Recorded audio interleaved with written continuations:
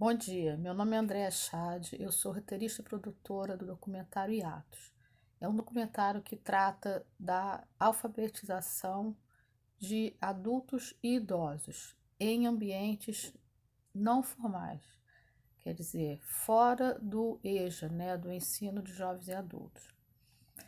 Esse nosso projeto, ele tem como objetivo resgatar, né, pessoas que são consideradas até invisíveis, né, passam pela nossa vida e a gente não presta muita atenção. São pessoas que não sabem ler e escrever direito ou não sabem praticamente nada, têm grande dificuldade na área de matemática também, e são pessoas que, quando eram crianças, não tiveram oportunidade ou não conseguiram concluir os estudos. Na maioria das vezes, eles passam muito tempo, né? Tem um grande ato entre quando eles estudaram pela primeira vez e agora, quando eles estão retornando para uma sala de aula nessas experiências que nós acompanhamos, que são experiências fora do ensino formal. O nosso documentário ele tem como objetivo trazer luz para essa questão que é de grande relevância, já que o Brasil possui quase 7% da população acima de 15 anos considerada analfabeta pelo IBGE. A expectativa de vida do brasileiro aumentou recentemente, esta semana, inclusive. O IBGE também divulgou um aumento da expectativa de vida, passando para 73,8 anos. E a região Nordeste, por coincidência, é a que tem a menor expectativa de vida, 71 anos, é a que tem os maiores índices de analfabetismo em adultos, né, a partir de 15 anos, e também outro grupo que muito está atingido por essa questão do analfabetismo é o dos negros, né? Os negros, o número de negros analfabetos é praticamente o dobro do número de brancos analfabetos. E as mulheres também são em grande número analfabetas. Com esses dados, nós partimos para o trabalho de campo, que é justamente entrevistar as pessoas que estão nessas salas de aula. E o documentário vai ser contado a partir daí, a partir das histórias dessas pessoas.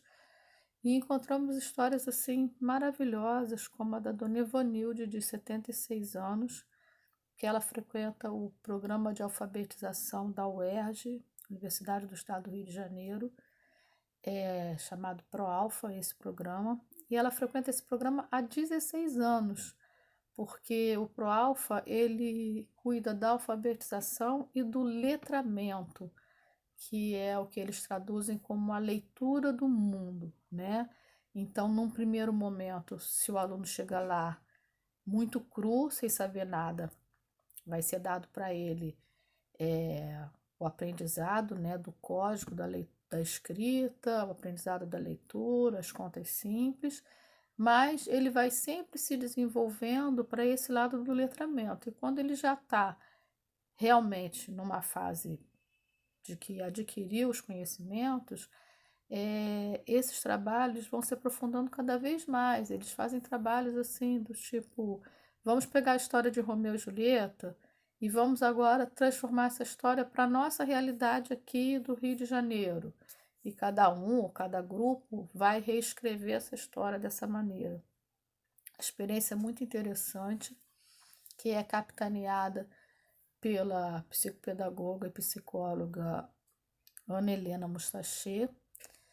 A gente costuma dizer que ela é a alma e o corpo do ProAlfa, porque esse programa surgiu através de uma luta realmente dela por mais de ano, tentando convencer a própria universidade da importância de se criar uma pesquisa maior nessa área e um programa nessa área. Por outro lado, nós temos então vários outros personagens que já ouvimos, que trazem também esse retrato daquilo que eu falei antes, né? Nós temos a mulher que só conseguiu voltar a estudar depois que se separou do marido, porque ele não deixava. Nós temos uma outra mulher que voltou a estudar esse ano, mas ela continua casada.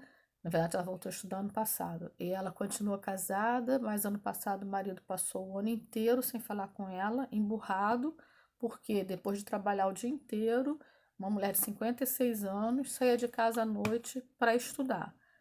E ele achava um absurdo, tipo, o que que mulher minha vai fazer na rua à noite sozinha?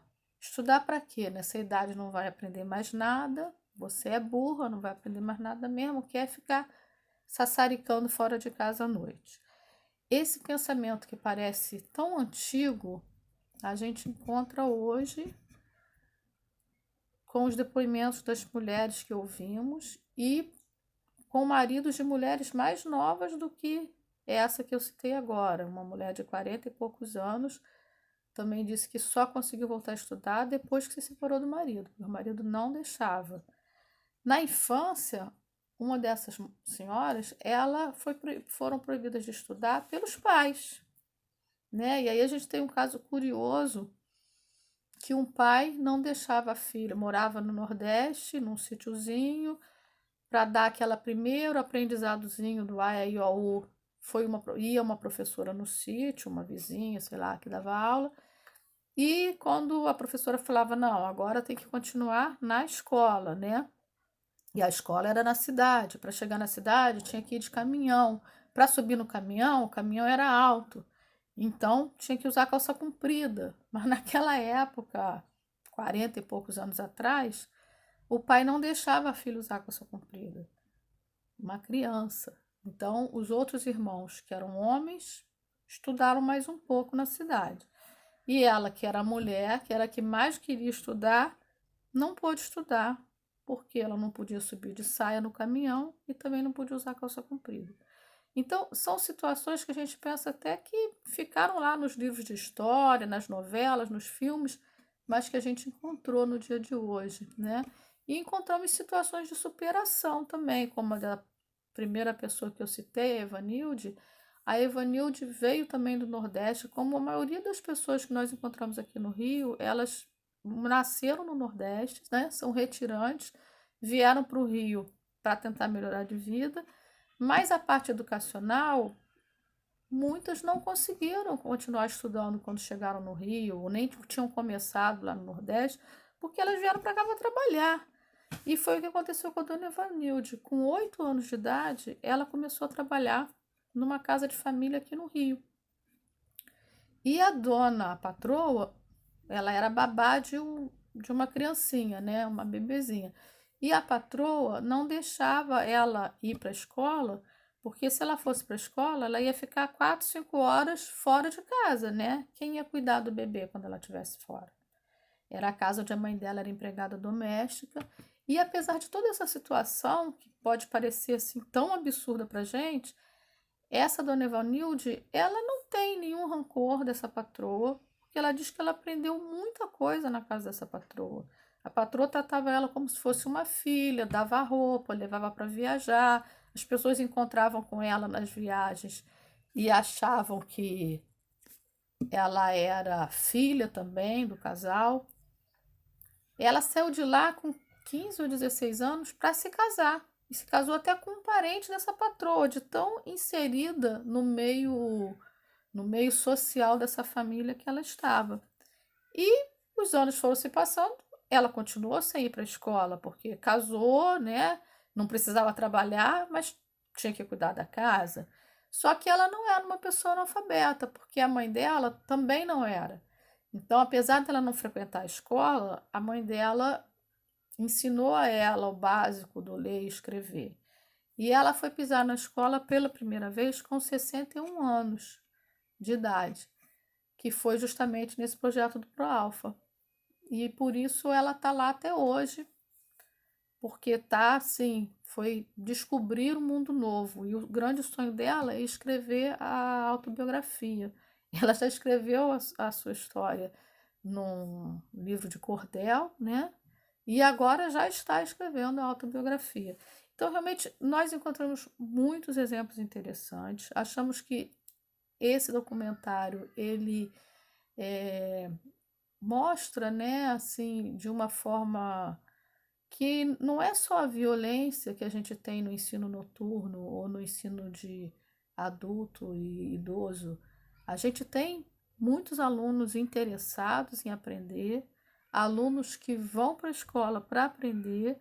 Num outro local que nós visitamos, que é o curso de alfabetização que funciona dentro da Igreja Santa Mônica, uma igreja católica no Leblon, zona sul do Rio, nós tivemos que os alunos vão para lá com o objetivo, geralmente, de depois ingressarem na escola de jovens e adultos, no EJA, e conseguirem o certificado, né, do ensino fundamental para conseguirem um emprego ou para conseguirem melhorar no emprego. Vimos várias situações assim. Nos dois exemplos, as turmas têm turmas iniciantes, médias e avançadas, e nas turmas avançadas, os alunos também já estão mais desenvolvidos para lidar com textos mais complexos. Em Salvador, temos um exemplo bem semelhante ao da Igreja Católica do Rio, também numa igreja católica de lá, no bairro de Pituba, Nossa Senhora da Luz, onde também o curso é gratuito, os alunos também fazem essa primeira preparação no sentido de se familiarizarem de novo com a escrita, com a leitura, com os números, pegarem segurança para depois então buscarem um colégio mesmo, instituído, formal, que no futuro vai lhes dar um diploma. Então, o que a gente queria deixar, assim, de legado com esse documentário é justamente isso. Os adultos e idosos, principalmente, eles são praticamente esquecidos, né, nas políticas públicas de educação, de alfabetização. Existe lá o EJA, mas, enfim, a gente não vai fazer nenhuma base de comparação, mas simplesmente mostrar que outras oportunidades existem, até para dar base para eles entrarem para o EJA, que tratam essas pessoas com carinho e com respeito que eles merecem, que com certeza quando eles eram crianças eles não devem ter recebido.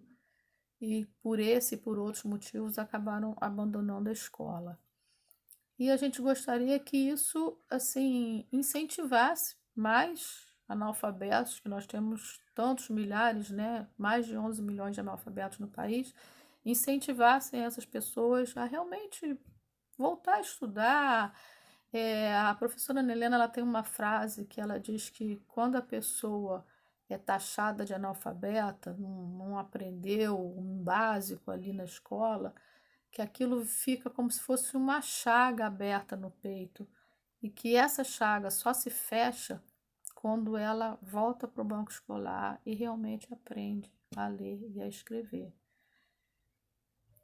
Eu gostaria só de terminar dizendo que eu me identifico bastante com a realidade desse documentário, porque comecei minha carreira como professora da rede estadual aqui do Rio, fiz formação de professores no antigo segundo grau, cheguei a alfabetizar tanto crianças como adultos, como idosos, trabalhei por 4 anos no estado, enfim, por outros motivos acabei seguindo mais a carreira de jornalista e recentemente, esse ano exatamente, voltei a trabalhar com crianças numa oficina de redação como voluntária num projeto.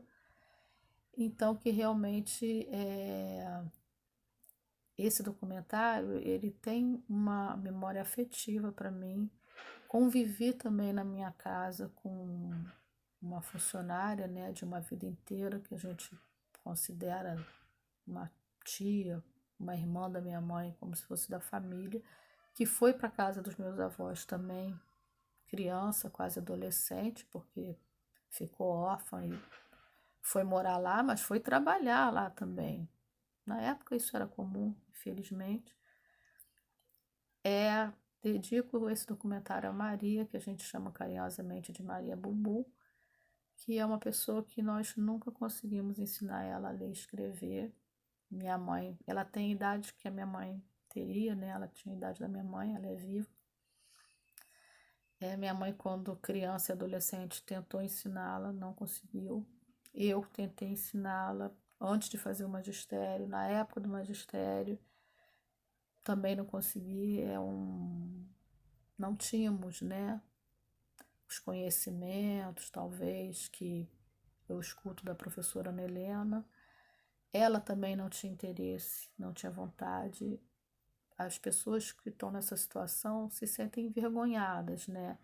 E elas preferem dizer que sabem ler, dizer que estão entendendo o que está escrito no papel.